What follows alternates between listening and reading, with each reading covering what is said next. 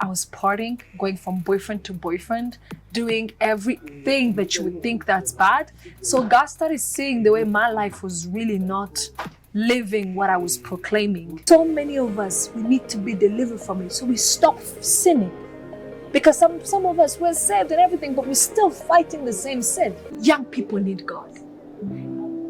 Young people who are fearful of the future, fearful of people. They need to know that they can live a life free from fear. And that's in God's business.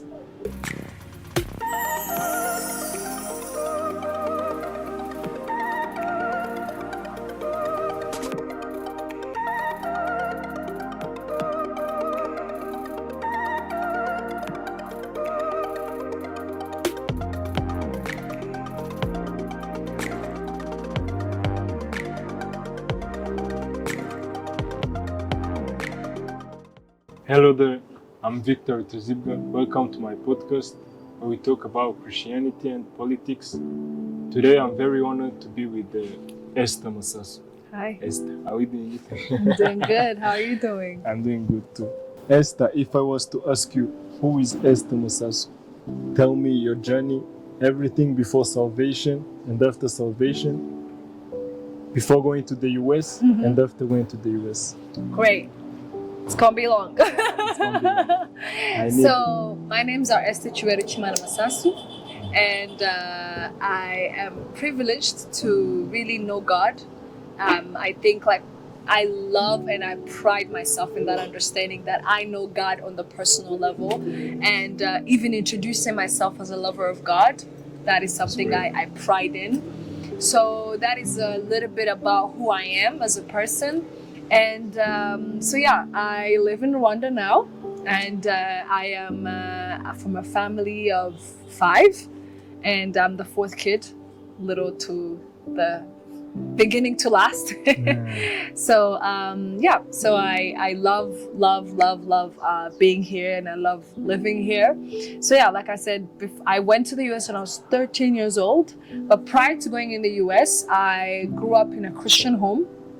A very, very big Christian home. My parents are obviously Masasu, Apostle Masasu and Pastor Lydia. And growing up in that household was a bit different. So it was going to church, strict. It wasn't strict. It was really about, the life was mainly about church and mainly about helping people, because their vision is to really bring people out of restore people's hearts and bring restoration to people's lives. So that's their ministry. That's really their calling. And so that meant a lot of people coming in our house. That meant a lot of people. That was the lifestyle I had. So I used to go to church, and I knew about Christ. I grew up in a Christian home. I knew about Christ. So there was no reason of asking myself, am I truly saved? Do I know Jesus? It's more like, of course, I breathe Jesus. I go to church. Like, what do you mean? I was born saved. What are you talking about? So it was all about Christianity was really my life. So there was really no question to me personally of like, do you actually have a personal relationship with Christ? No, I didn't have that. Without cutting you short, being a pastor's kid, your parents bringing in everyone. Right. Helping, giving money, a lot of money to people. Thanks. That's right. Uncomfortable at some point. It was. Let me say it this way. We grew up having that life that we didn't quite question how crazy that life was until I went to the US, and I saw different families and how things are done, and I'm like, I don't think I was born in a normal family. Because again, their heart was really like, for example, I would,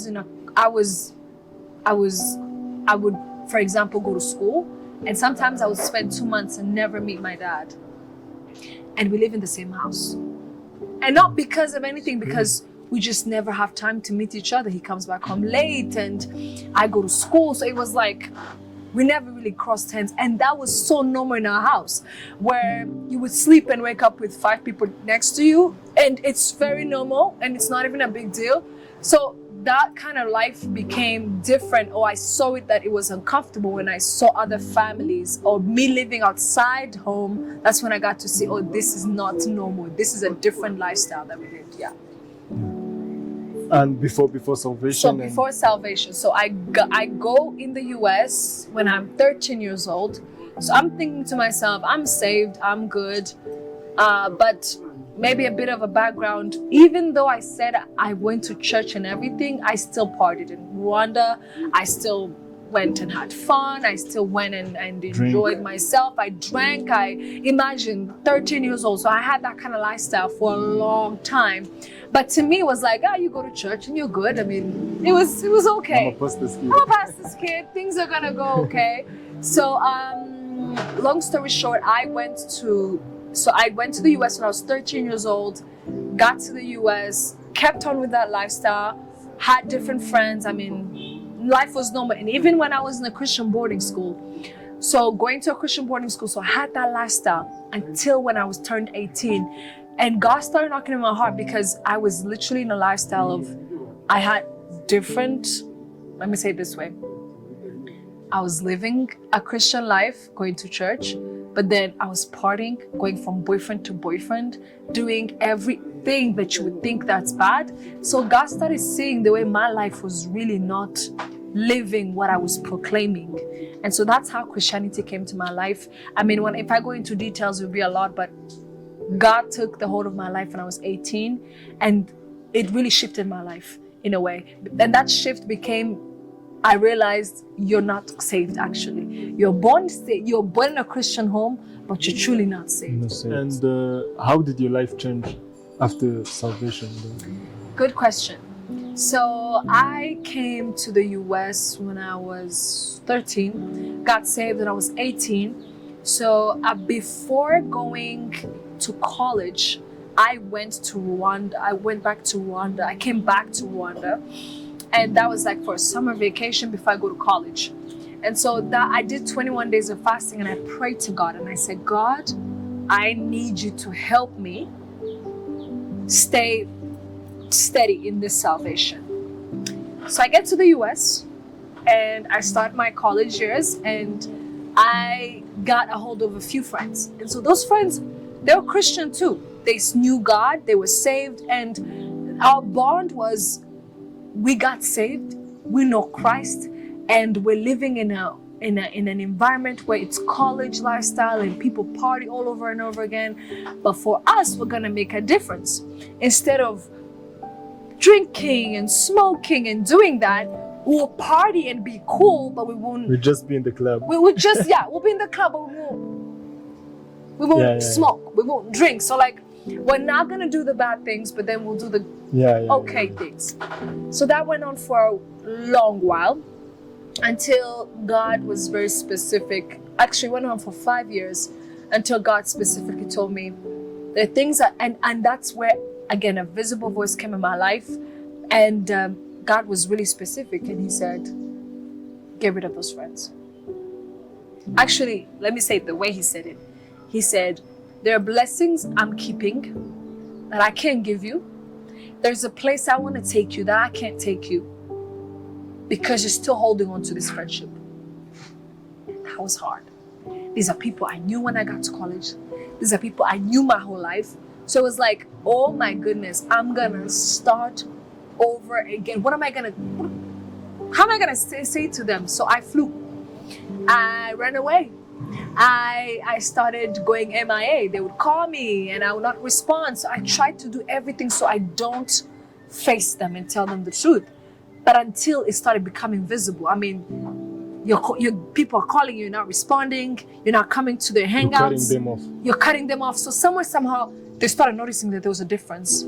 So they sat me down, very normal. They said, Esther, you gotta tell us what's up. What's going on? And that is exactly where I told them there's a different lifestyle that God wants me to go.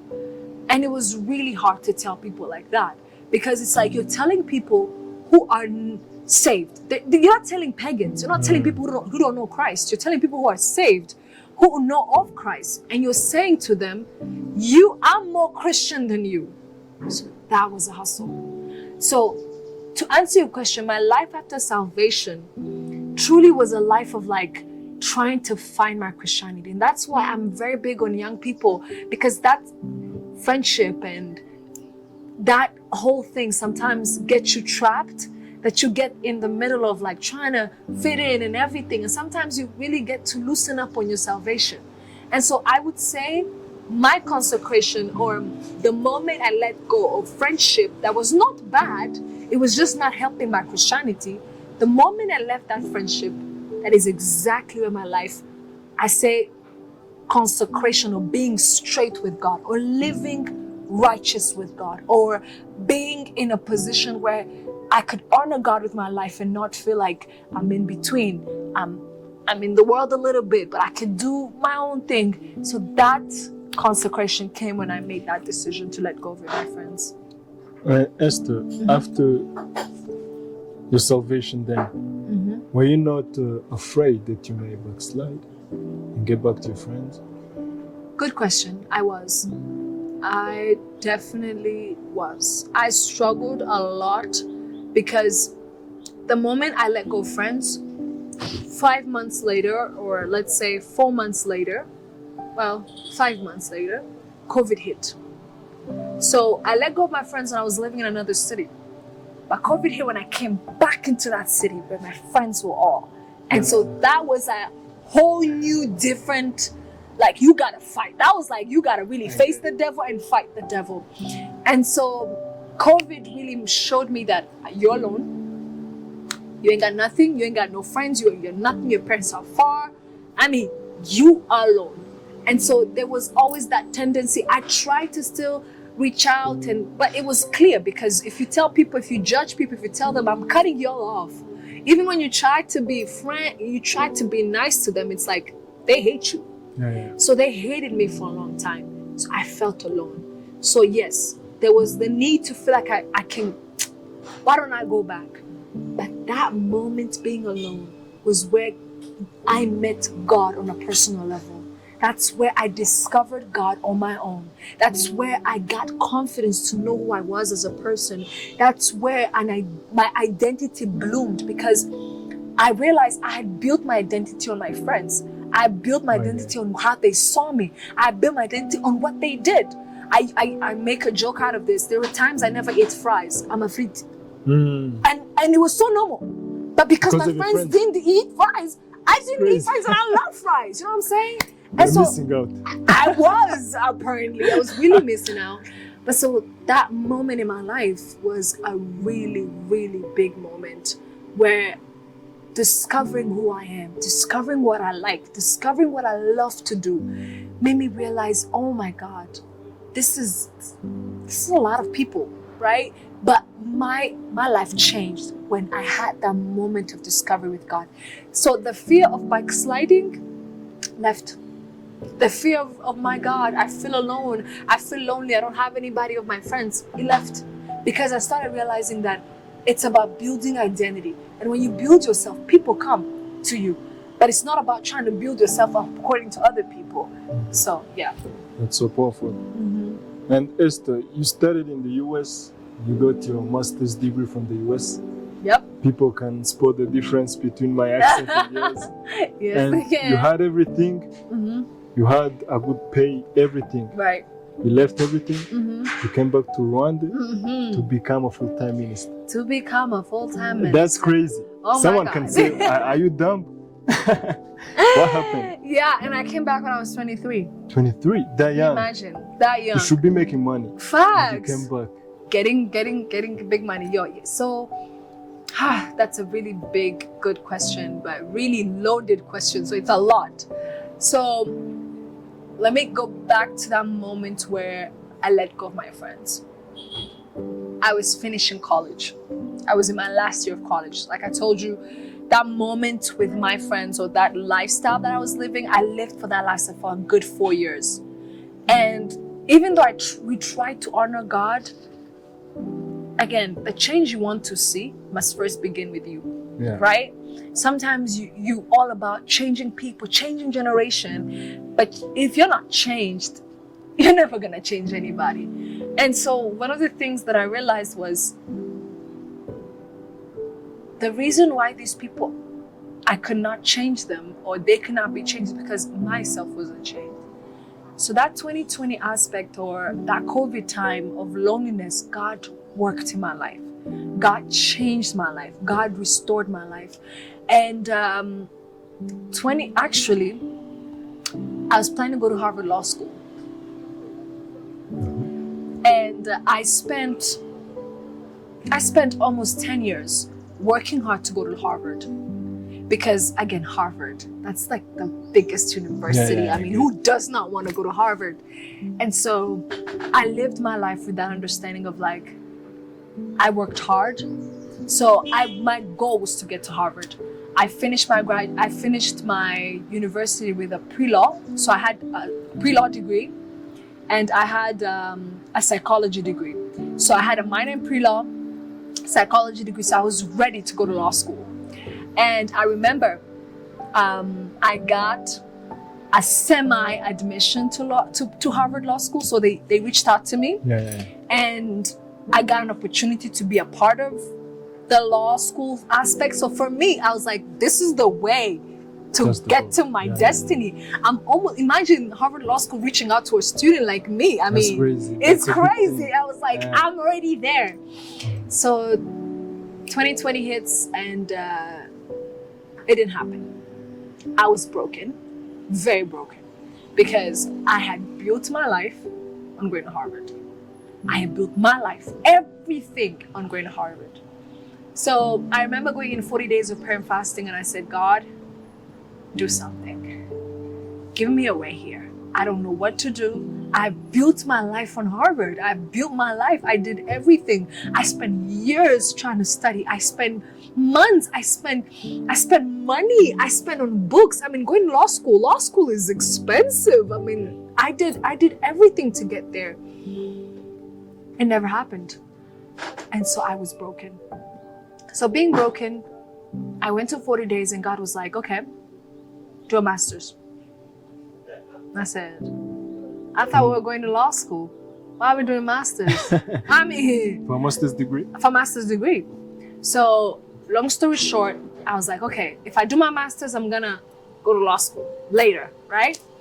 And so I did my master's. Weirdly, well, fortunately, the master's of 2.5 years, I did it in 1 year. You were supposed to do 4 years?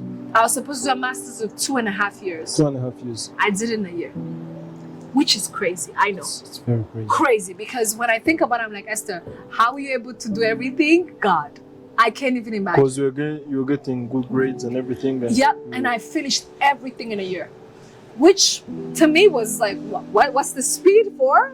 But we made it. I finished, I graduated, and I got the best job. I'm telling you, I was earning between $5,000 to $7,000 or $8,000 in the US. In the US, which is crazy. Very crazy. I was just a beginner. I was just starting the work field life, and so I had and you're so taking much 7K. money. And I'm taking 7K, working from home. Online. Online. That's crazy. Online. So I was Bezos. working from home. 7K, that's a lot. I was getting a lot of money. I remember my dad used to really laugh and joke about it. He's like, you're literally getting money while sleeping in your bed. Like, all that money for what? And so all that to say, I had so much money. And I feel like it was God. I feel like God did it so that every desire I could ever have, I've attained it. I didn't just get money. I traveled like crazy.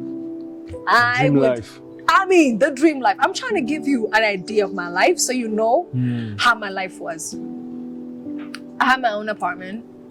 I had a car. I had everything. I had everything, honestly, you can think of. Anything a young person could ever desire, I had it. It was all good. Until life moved. Life started changing.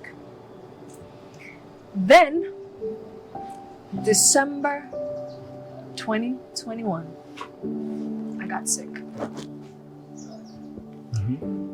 And not sick as in a flu and a cold and a headache. I got paralyzed. Which part of your body? From my bottom, all the bottom part, I was paralyzed for the longest time. Well, 3 weeks to a month. 3 weeks. To a month. Paralyzed. Couldn't move. But you're still making your money. At that point, I wasn't. Everything stopped. Everything stopped. I felt like my life was upside down. At this point, so what happened was I woke up this one morning and I started feeling my left leg having trouble. I couldn't really move it for a moment. And at the moment I went to the hospital, the next minute I can't move both of my legs. I can't even stand up. I can't even do anything. So they started doing every test that you can think of, MRI, everything you could think of. And that went on for a long while. Test. And everything was negative, but I was still paralyzed. Everything was negative, but I was still paralyzed. And I remember going into I'll never forget this. I was going into an MRI. And if you know an MRI, when they put you in, you look like you're going in a coffin. Yeah, I get. A coffin. Like it literally looks like it's so embellished like it's in a coffin. So when I was going in, before going in, this nurse came to me, a doctor came to me and said, at 23, you're paralyzed? At 23? Like it was like to say, man, you could have done so much in life. And then life just hits you like that and you get paralyzed. That will never get out of my head. And when I went inside, the devil was very clear.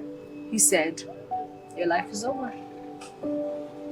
Everything you worked hard for, all the money you got, everything, that just shows you that when you get paralyzed, everything is done. It was like to tell me, your life is done. So what you had money? So what you have money? You're paralyzed. What can you do without money? But you're What can you do without you have God? a little faith left? I didn't have faith then.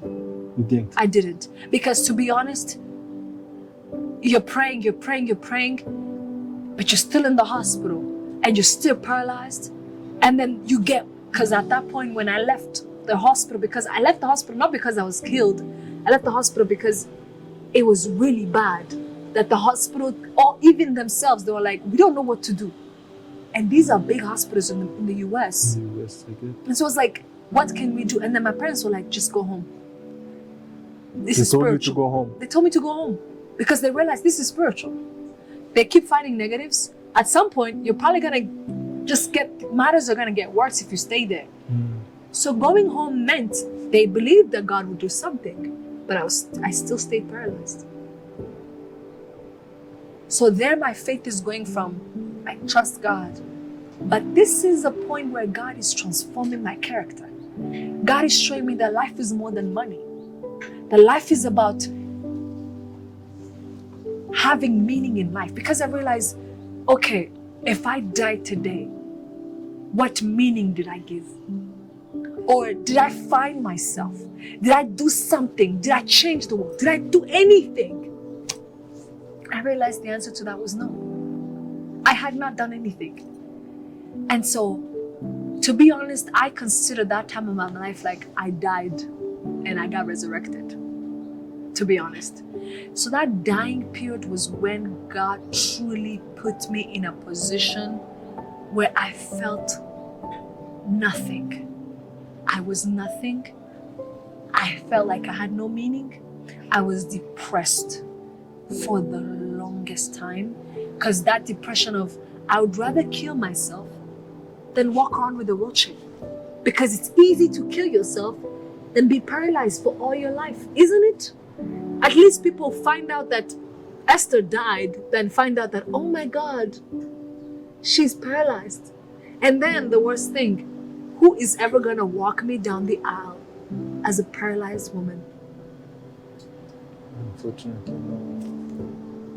So that guilt was what meant, like, God, if I find myself again, I'm never going to live my life the same way. And that's what led to the decision of I'm going to find meaning in my life. And so when I got healed, I had to start walking again. It wasn't like you get healed and then you can walk again. When did you start to walk again? Around Christmas area. So after almost a month of not walking. Okay. So I started trying to walk again, trying to live and trying to really, and it was weird.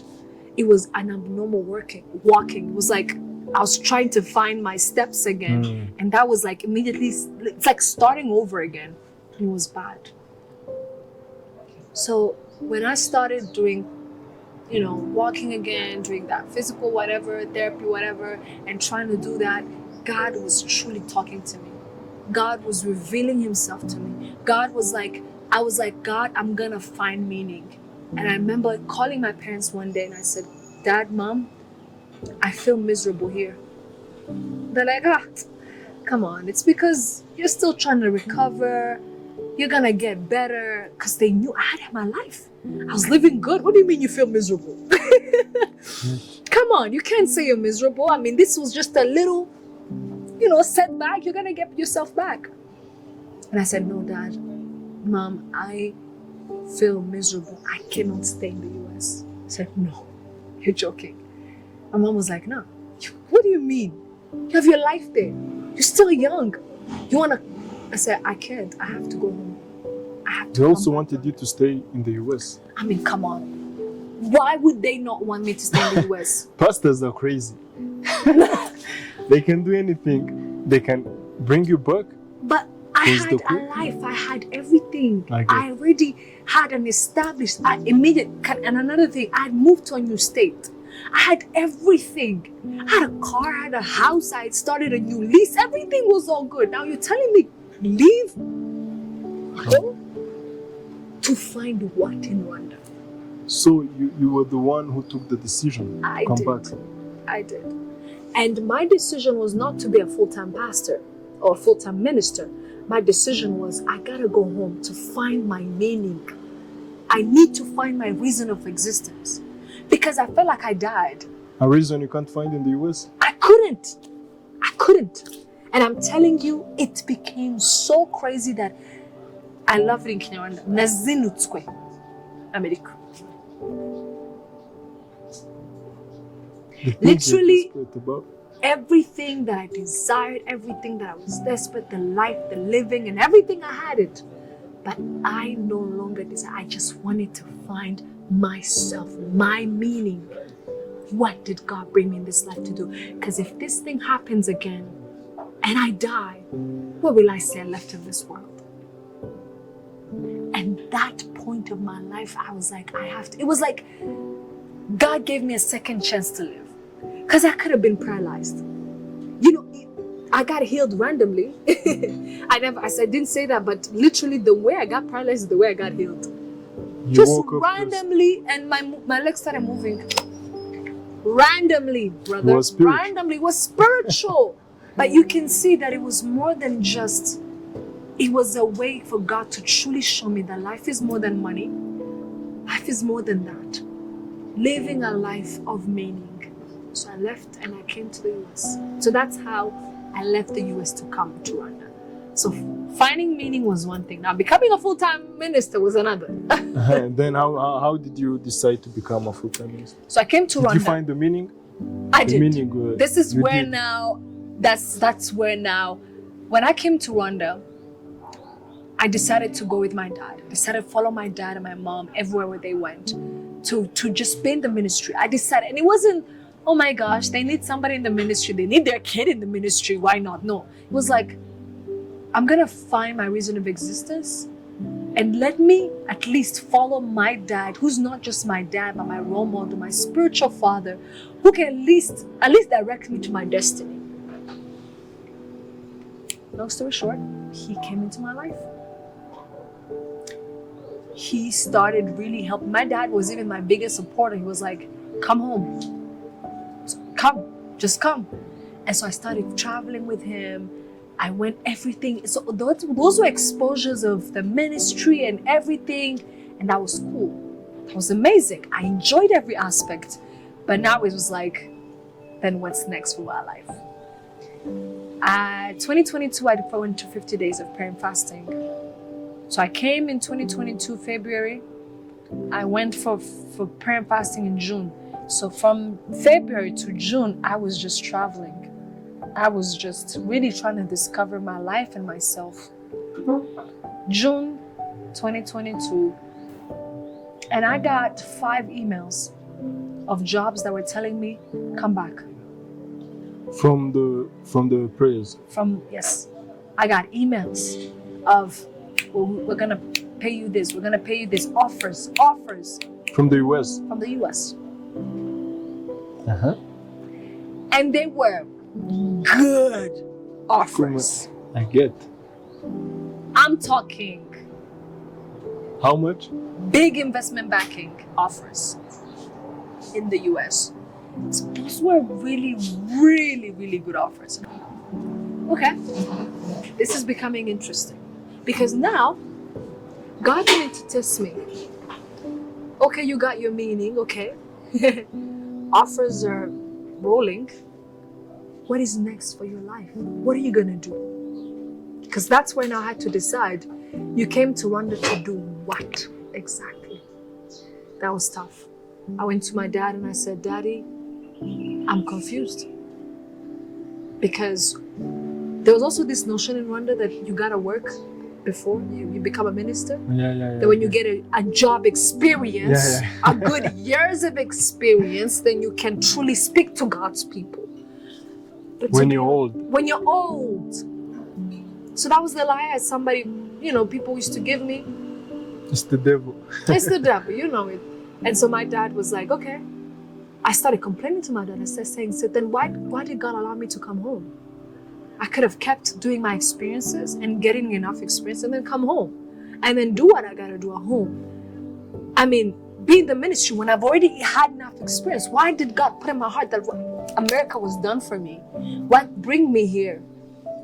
So, to cut the story short, my dad was like, instead of coming to God with a complaining mindset, come to God with an option mindset.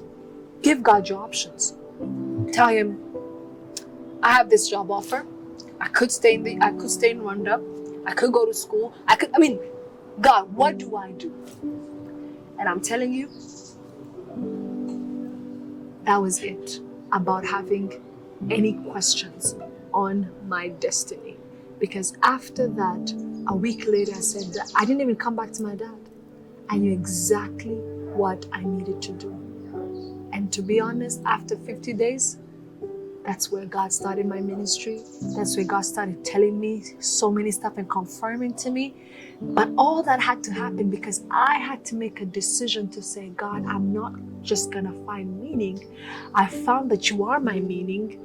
And now I'm letting go of everything willingly. Not because I'm paralyzed,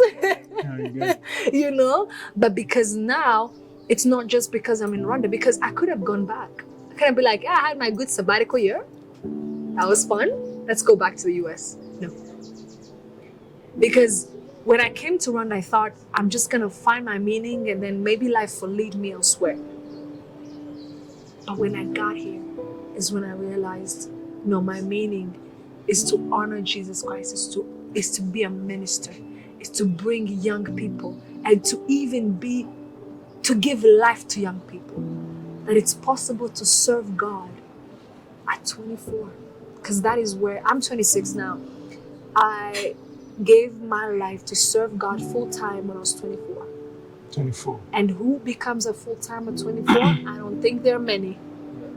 But I knew that everything was the fear. I feared my life. I feared if I don't have a full-time job, what is my life gonna go? If I'm just gonna say to myself, go and just serve God and just wait on God for the next paycheck. I felt like that's impossible. You don't wait on God for the next paycheck. You gotta have a fixed income.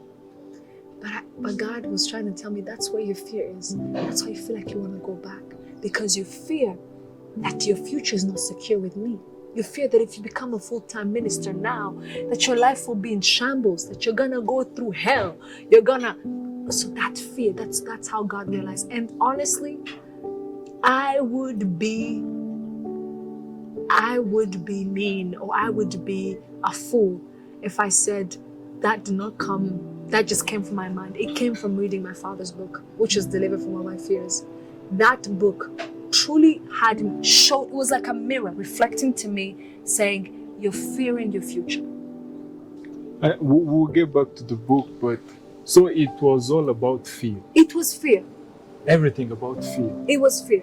It was, honestly, Victor, I feared what is my life gonna go at 24?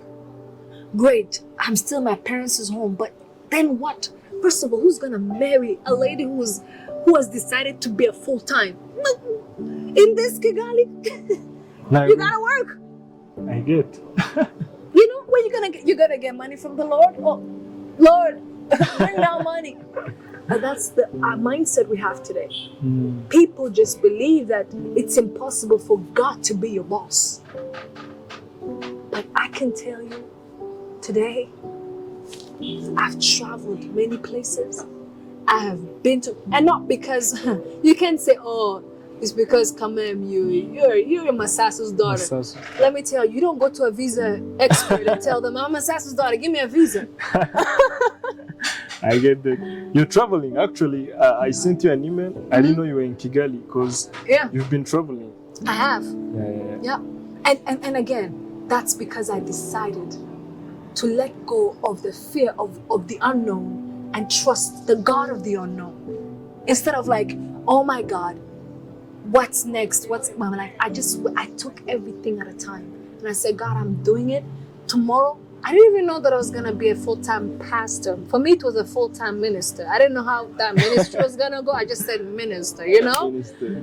Pastors, because my fiance now is a pastor. So I said, to be honest, I think we're going there. So in life, I'm discovering my life. So I'm still in discovery mode. Yes. And still talking about fear. Yeah. Most college students have, I'll call it a paralyzing fear. They do. They do, because what if I get the degree and then I am still unemployed? What's going to happen? So should we consider that as an issue, or is it something that that they need, that is going to motivate them, that is going to push them to their full potential and everything? That's good. First of all, let's make a difference between fear and concern. If I have a concern of saying, I gotta pay my rent. So to pay my rent means to go to work. So I'm not gonna be like, God will provide, no fear. Okay. You know, that notion of concern of like, that concern that pushes you to responsibility is needed, because you need some kind of concern. It becomes fear when you start making it a God. And I will explain. That's powerful. Having some type of, to be honest, in my high school, I had this thing of like, I have to do good grades so I graduate, so I get a good job. So I gotta study. I have to study. So that concern was good. That fear is, oh my God, Jesus, if I don't study, things like that. And it starts to give you headaches, starts to make you question life. That's where that, and I love that you mentioned paralyzing, where it's not making you productive, it's actually making you not productive. That's a bad fear. And that's the fear a lot of people have. It's, let me fear the future. Let me fear what my life is gonna be. Then make bad decisions now. Do you know how many college students, and I'll say for girls, fear of the future, fear of I may never get a job. They start going into sugar daddies. They start doing things, but it's not because they don't have a concern of their future. It's because they fear that if I don't do things like other people are doing, I will never get what I want. And so, to answer that, concern is good, but when concern becomes an issue, it becomes an issue and becomes killing your productivity, making you do decisions that you shouldn't have done, making you lie. There are people who, you know what, man, if you lie your age, you're gonna get this visa. Just lie a little bit about your age. Say that you're gay. Say that you're gay. Exactly. Maybe this will quicken up the process. Why? Just to ruin your life later? Just to make up things that just gonna get you to make decisions that you could have just waited. You could have been patient. You could have trusted in God. So a lot of people, they make decisions not because they don't have a concern about it. No, because they fear. And they fear that God could actually fight for them without them fighting for themselves. So hence, young people who are in college, they'll find themselves lying at jobs, lying and fearing, man, I'll never get a job. I'll never do this. So let me fear. And that fear kills them. It doesn't bring productivity or responsibility. It kills them. So yes, it becomes an issue when you start paralyzing your productivity. It's not an issue, and I don't want to call it fear or basic fear. It's not. Let's call it a concern. Yeah. Being concerned about your future is good, but it shouldn't get you to start now, oh my God, let me do this. Let me plan this. Let me do this so that who knows what could happen. Why are we planning the wrong thing to happen? Why can't we believe that something good is going to happen? But the world has made it so normal that it's even abnormal to think that life can be without fear. Why? Fear has been so normalized. Fear has so been okay that when somebody tells you that I'm fearless or I'm fear-free, they're like, who are you? That is impossible, but it's possible. It's because we live in a world where the devil is the king, he's the master. And so he infuses fear in people and tells them it's okay. It's not okay. You can live a life outside of fear. Yeah. What about people who are saving them? Who are what? Who are saving their money? Maybe they are uncertain. It's good to save. Very good to save. Is it no fear? It's not. Because even the Bible is very clear that there is a proverb. I don't know if I can be very specific about that proverb, but it talks about a wise person being a saver of money. Okay. And it's not because that person is fearful. It's wisdom. Wisdom is saving. Wisdom is saying, I want to enjoy this later. Okay. So let me save this so I can enjoy it later, right? I want to be able not to have the notion of what could come. Let me save. So saving is important. When it becomes, oh my God, I have to put, who knows where things are gonna come? Who knows? This is where fear is starting to just jeopardize your life. That's where things are starting to look elsewhere. But saving is good, very good. As a matter of fact, wisdom is saving. Yeah. And I also talk about the crazy Masasu faith. I attended the first season of the book launch, Deliver from All My Fears. And he said that you didn't even have half of the budget. Right. But you kept on planning. As if you had everything needed, as if you're set. Yeah. What assurance did you have that God will provide? The 50 days of prayer and fasting. One of the things God put in my heart was the book that changed my life, which is Deliver from All My Fears. And that book, I told my dad straight into his face, I said, I'm going to do everything in my power so that people see the riches in this book. Because if my life was changed because of this book, I know so many young people out there that would love to be free from fear. And so I made him a promise. I said, I will do everything in my power to get that book all over the world. And I knew this was not just my understanding or my notion. I knew that this is something I wanted to put my life on. So I started planning it early on. So that conference you're talking about, it happened in April. But the planning started since September 2022. September 2022, which the event happened April 2023. So when I got out of that prayer and fasting and everything, I knew something about the book. So the launch happened first, which was delivered from all my fears. Daddy talked about it, the dinner, everything. And so after, we started saying, okay, what are the ways to truly get this book elsewhere? We went in libraries, bookstores. I mean, if you go to bookstores, every bookstore, they have this book. So that's not the question, but I said, I know people don't even like reading.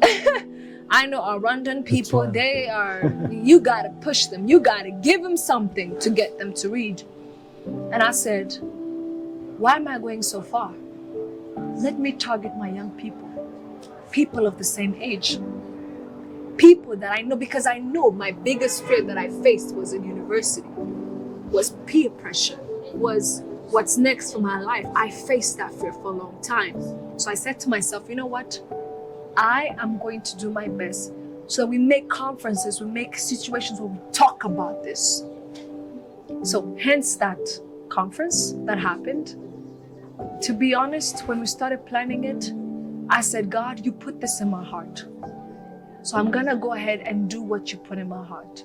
Now, do I know where money's gonna come from? Not really.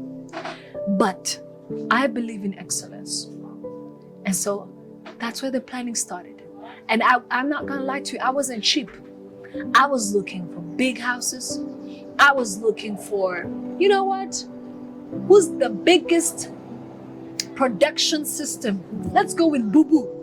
I mean, I was going big. The singers too? The singers, I mean, let's go big. Because I said to myself, first of all, my dad's message is not just for ERC Masoro. It's not just for BCC. It's for the world. And I knew that this book is the entrance to get to the world. Because everybody faces fear. So that's why I was like, we can't be cheap. We gotta go big and we gotta trust God. And I'm telling you, every conference, and from then we've made three conferences. And all of those, well, 2 conferences and 1 dinner, and all of those have been straight and a lesson on how to overcome fear. Because even those conferences, I learned how much I fear. When did you get the money? When the and first how? conference. It's not confidential. It's not. No, because I believe in definitely showing the goodness of God. Okay. In the first conference, to be honest, we started out blank.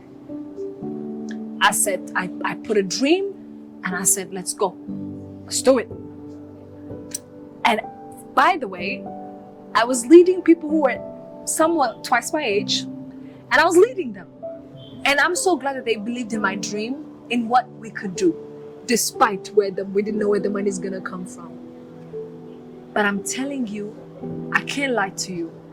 I'll never forget one morning, my dad, actually the night before, my dad came to me and said, and I told my dad, I said, the first down payment for the production or the sound system of Con Kigali is 3.5 million. 3.5. That was the first down payment. And I remember, before the down payment of the sound, they had already told us that to get the SAL is 2.3. And somebody in the team said, no, we can get it for free. And we got that hall for free. How? Connections or what? Not even connections. We literally wrote a letter. I told them my dream. I said, we have young people that are in drugs, that are in depression, and they need to know about the fear. Maybe this could help our young people. They gave me the biggest hall, and I asked for Kigali Hall. They gave me Virunga. Virunga is twice. You gotta put It thousands was even of a full people. house actually. Exactly. And what about the rest? So now the production was left. Production system was 7 million. So now I had to pay 3.5 get go. And I told that to my dad, and my dad was like, let's pray. The next morning, somebody comes and says, hi, daddy, I have 2.5 for you.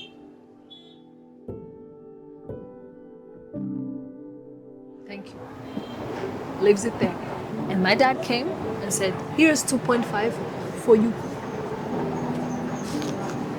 And I said, no, God cannot work overnight. No way. And the next Sunday, here's 1M for you. And then now it was left, okay, I just got a miracle. Now what's left? We have other things, transportation for the people that are gonna, money for the singers. Somebody Big comes singers, out of, actually. Big singers. Somebody comes out of nowhere and he's like, I'm gonna cover the singers. So God started bringing people my way in miraculous ways. And to be honest, if I stayed with the notion of we will not make it, because where is 11 million going to come from? We would have never made that conference. But I said, if this is driven by God, if God, because I know it will touch the heart of God. Why? Young people need God. Young people who are fearful of the future, fearful of people. They need to know that they can live a life free from fear. And that's in God's business.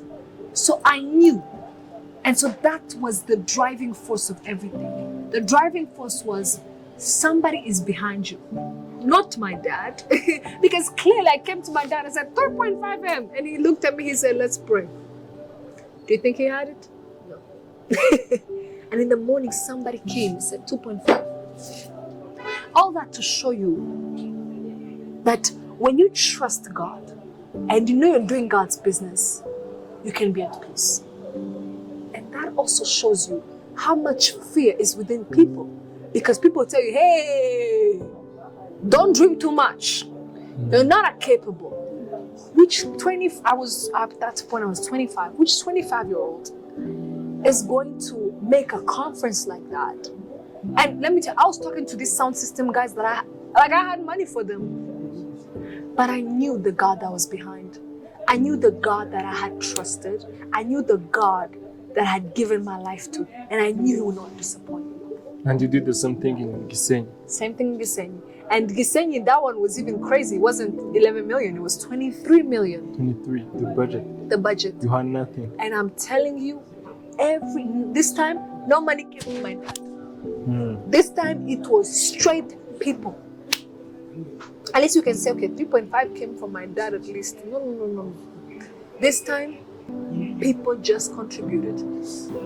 We gave out this new book in Kinyarwanda and French. And I'll never forget this story. I had to give 6 million to the sound system guy straight for the down payment because it was 13 million. I'm saying all these things because it's God who did it. And this man, he was just leaving his job. His job was terminated.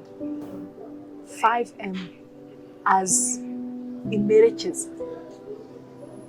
Guess what?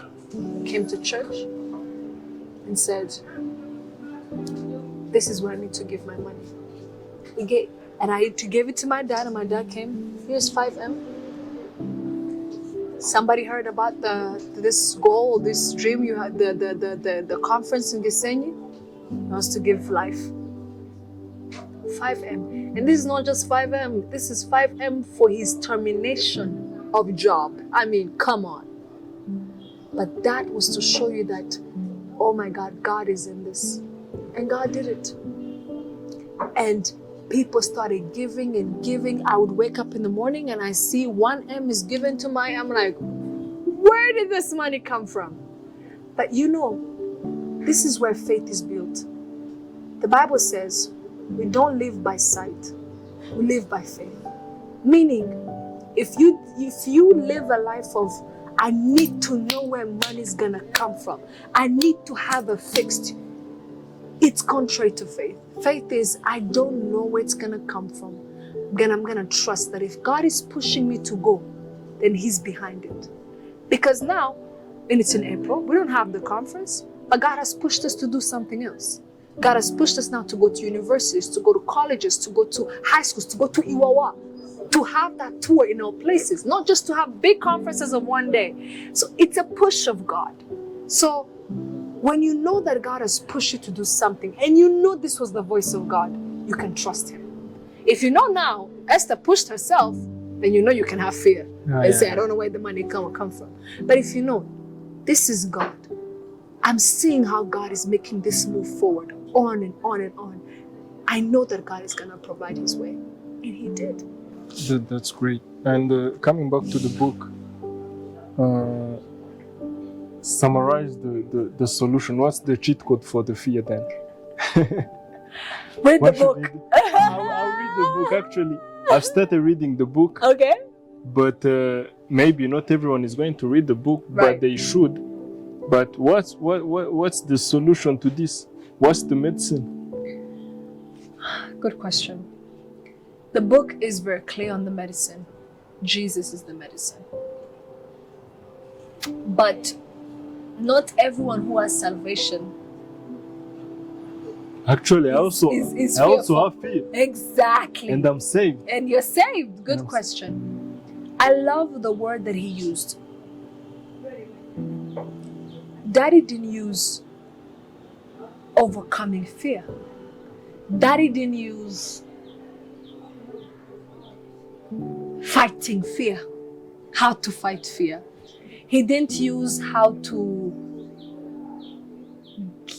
get past fear.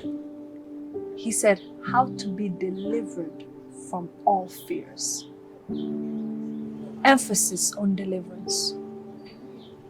The book really shows you how fear is not just an emotion, it's a spirit that the devil uses to make people do everything he wants them to do.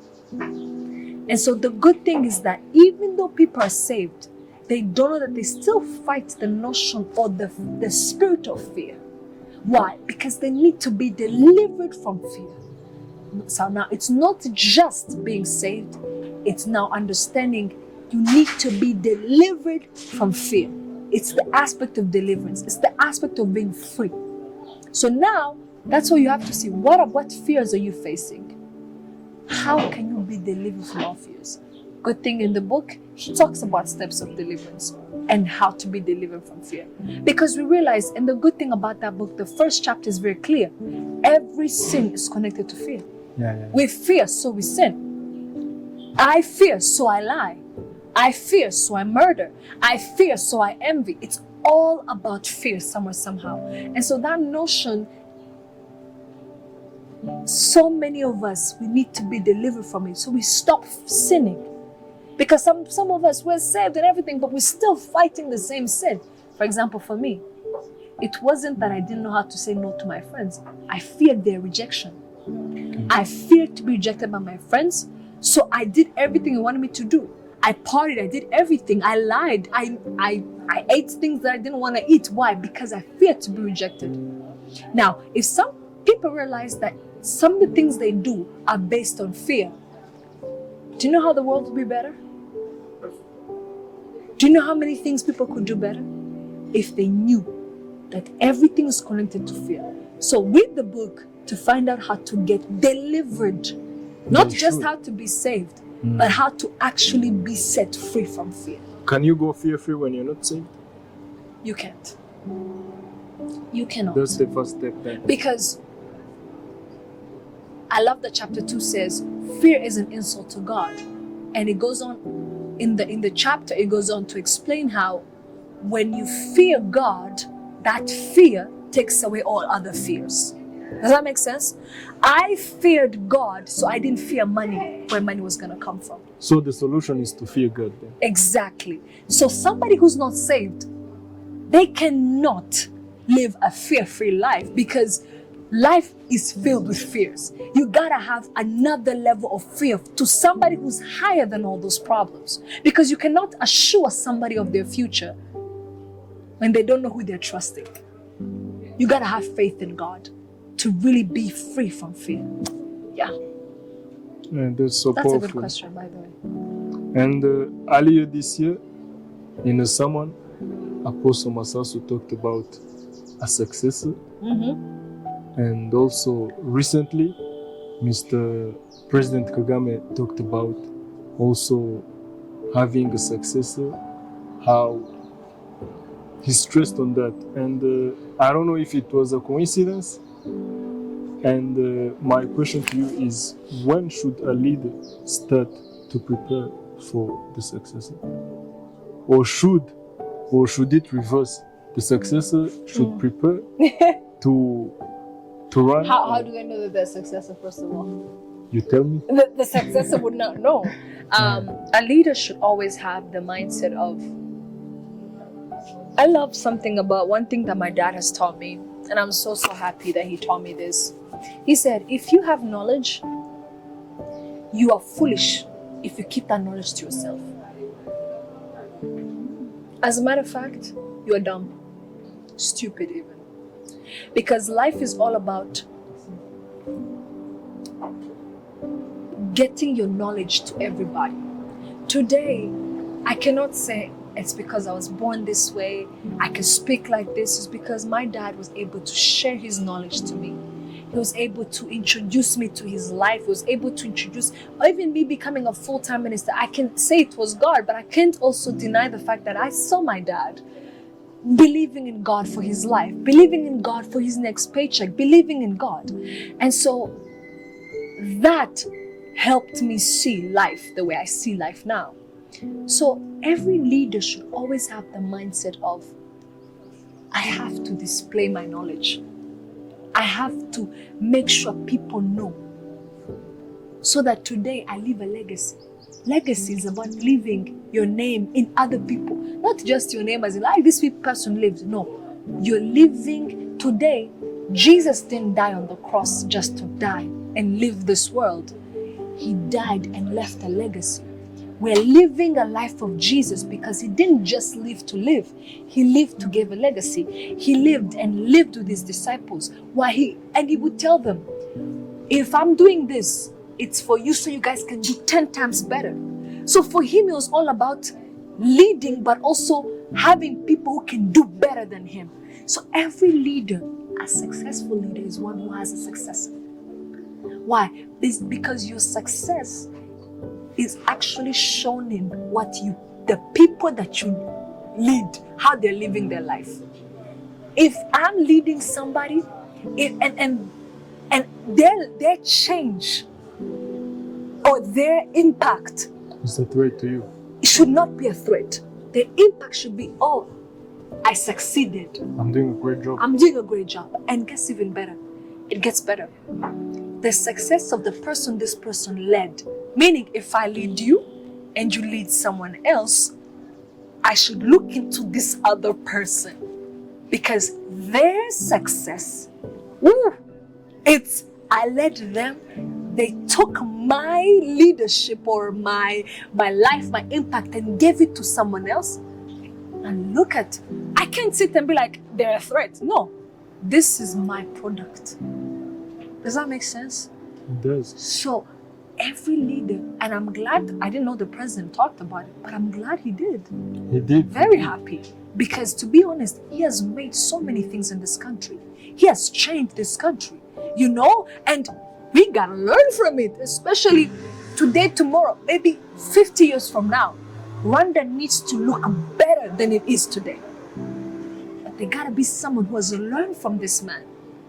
Does that make sense? There gotta be that notion of, you know what I mean? So that Rwanda stays, because 2024 Rwanda is not 1994 Rwanda. And this man has done a great job. He has. But how will 2054 look like? I'm going to ask you this as a Rwandan. Uh-huh. Do you think we'll get a successor as good as President Kagame? Or Now- is he planning to get a better successor? Now, I don't know about that plan, but he's doing a great job. That sometimes that puts fear into us. Who's going to really do as better job as him? But in the end, as every other man, he's going to pass away.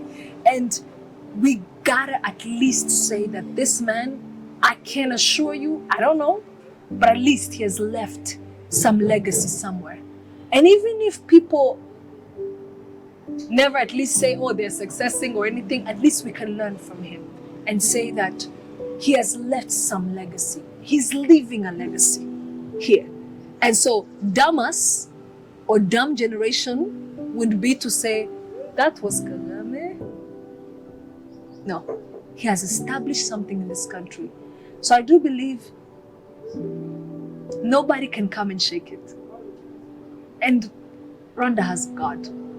I don't think It does. it will be shaken. So you're going to vote for Kagame this coming. Yeah. And I wanted also to talk about the double portion, the spiritual double portion. Mm-hmm. How do you secure that? Maybe people that are watching us that are not spiritual, they're going to get confused. But how do you secure that?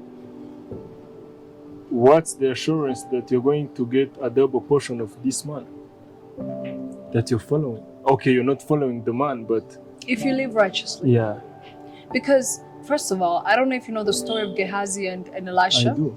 Yeah. Gehazi was supposed to get not double portion, but quadruple the portion. Because Elisha followed Elijah. And Elijah, before he left, Elisha told him, he said, I want a double portion. Meaning whoever was going to follow Elisha was going to receive quadruple. So now the Bible shows us two people. He shows us Elisha and Gehazi.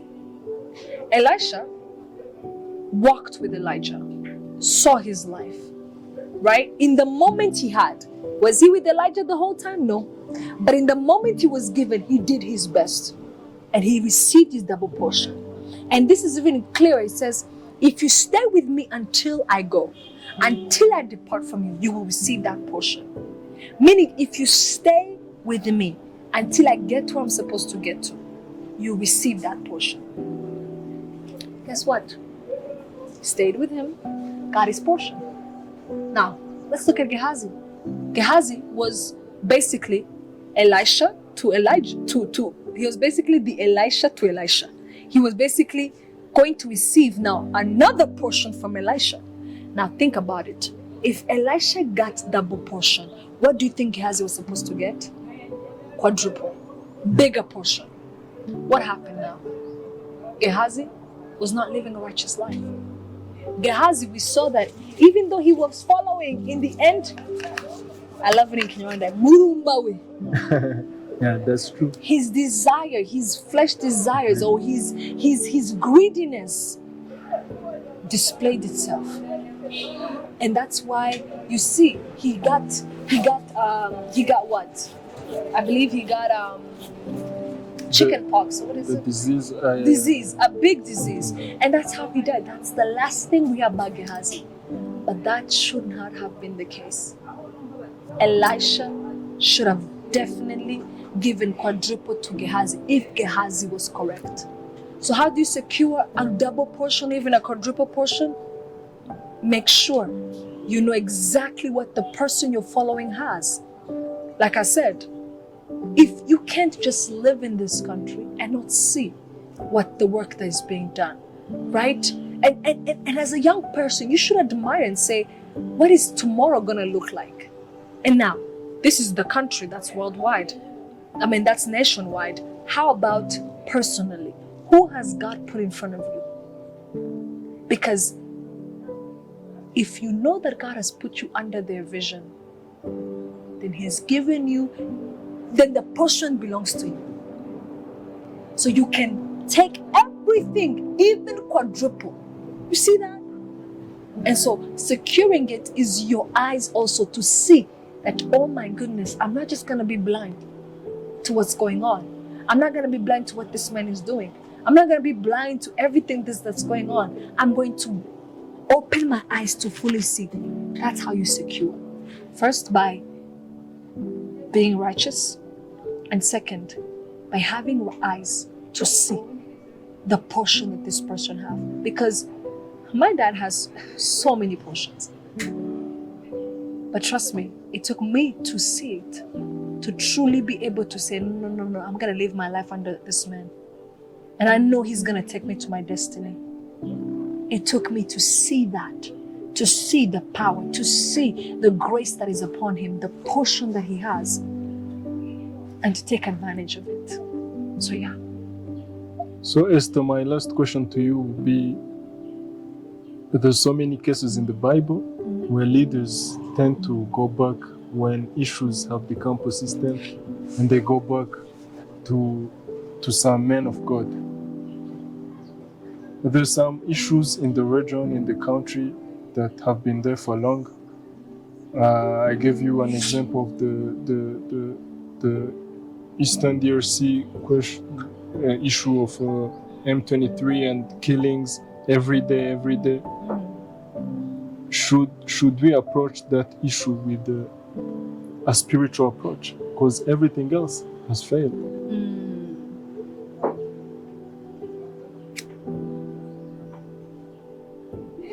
Let me say it this way. First of all, I'm glad we're talking about politics, because me personally, I'm not into politics, but we love it. Because everything I see... But you believe everything is spiritual? I do. Everything? I personally do. God made this world. God literally, when I say God literally made this world, I mean He made this world. So everything is based on God and spirituality, to be honest. The M23 people, everything is fear. We fight, we go to war, so they don't kill us. Right? We will do everything to protect ourselves, even if it means killing people, so that we can protect ourselves. So we cannot just put a blind eye and say this is not spiritual. It's spiritual. It's spiritual because God does not like killings. It comes from the devil. How many people have died in this whole region? A lot of people. Not just bad people, or not just people who are involved, innocent people. And do you think that the devil is just going to sit and chill when his mission is to still kill and destroy? And we're not talking about killing emotionally, spiritually, even physically. And so people who know Christ, we cannot approach this as people who don't know Christ. People who know Christ should approach this with a Christian mindset, with the saying, this is more spiritual than we see. We pray. We seek God. So we need spiritual leaders. We do. Which we don't have. Let me say it this way. We don't need to be necessarily in power to cover our country. We are already given power as believers who live in this country. My power is that I am a Rwandan. My power is that I'm a Christian. That is enough power to make change. Someone average like you can cover the nation. You can. Because why do I need to necessarily try to seek position if God has already given me the biggest position to be His child? That is enough to get me to say, you know what? I'm going to cover my country, because I do believe that when God says peace, be still, peace will be. If God allows this, somehow, something has to stop. And so we cover the country. We pray. We seek God. We go and pray for these borders. We go and pray for these people. And I'm telling you, it's beyond, because clearly we've had this fight going on. So we always say the RDF is our shield. So I think we have other shields now. God is our shield. God is our shield. And thank God He has placed people like RDF, because let me tell you, we have countries that don't have this kind of peace we have here. That's true. We can't deny that fact, right? But we can't also deny that it's God that does this. Today, this is where it's at. It is, yes, the hands of RDF and what they've done. We cannot deny that fact. But we can't just put a blind eye and say it's just their hands. It's God. It's God. Because if God wanted Rwanda to end in ashes, it could have happened. So today, we can at least say the hand of God that has been placed in the hands of people, but God is still the number one shield. And I will stand on that fact, because without God, there is no life. Today, if God decides to end my life, even though I'm powerful or whatever, He can end my life. But He has sustained my life. And so we know that even other people and everything, I love it. There's a saying in Rwanda of Gango, clearly. It's clear.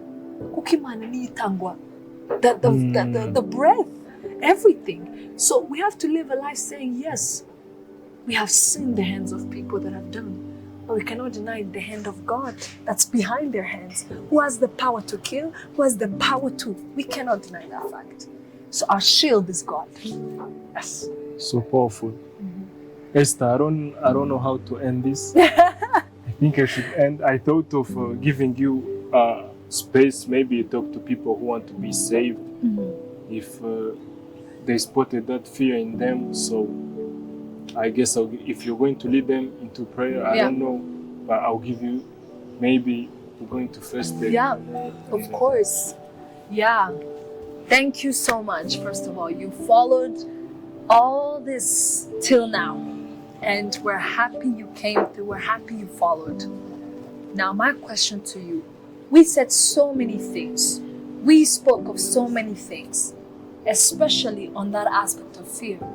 Now, my question to you is, we can speak of these things, we can talk of these things, but you are still living a fear-filled life. You don't know what's next for your life. You're wondering where life could go. You're wondering what's next. You feel lost in this world. And I know somebody who can give you meaning. I got to a point in my life, I lost all meaning. Even when I lost everything. And so, but Jesus gave me meaning. And today, if I can talk with this confidence and talk about Jesus, it's because there's a meaning He gave in my life, that my life literally changed. He can do the same for you. He can change your life for the better. So if you're here and you've not received Jesus Christ as Lord and Savior, please pray this prayer with me. Don't allow us to end this podcast. It's a great podcast. We finished and great conversation. But then you go out and you're like, that was good. Then what? Take advantage of this moment and don't let it pass you by. So I don't know where you're watching this from, but I want you to pray with me. And pray this prayer. It's such a simple prayer, but it can do so much for you. So if you're ready, please close your eyes with me and we're going to pray. Father God, and you're going to say these words after me. Say, Father God, on this day, I give my life to you so you can be my personal Lord and Savior. I admit that I've lived my life far from you. I admit that I don't know you personally. I admit that I've allowed fear to take control of my life. But today, I give my life so you can take control. I give my life so you can have me as your son, as your daughter. On this day, I give my life so that you can take control of my life. Remove me from the book of hell. Write me in the book of life. On this day, I give my life so I can be yours forevermore. On this day, I accept you as my personal Lord, Jesus Christ, and Savior, to live my life, to honor you for the rest of my life. It's in Jesus' name, amen. Thank you for praying this prayer with me. Yes. Yes. Thank you so much, Esther. You're welcome. I know you're always busy, but you made time for us. Thank you so much. Thank you too. Thank you so much for watching this episode. We talked about politics, Christianity, how to be fear-free. And I was with Esther Masasu. So the book, Deliver from All My Fears, you can get the ebook online on Amazon and in every bookstore in Kigali. So even in the ERC churches, the Evangelical Restoration Church, and also Kingdom Believers Church, Sonatib, you can also find the book. So stay tuned for more episodes that are powerful and life-changing. Thank you.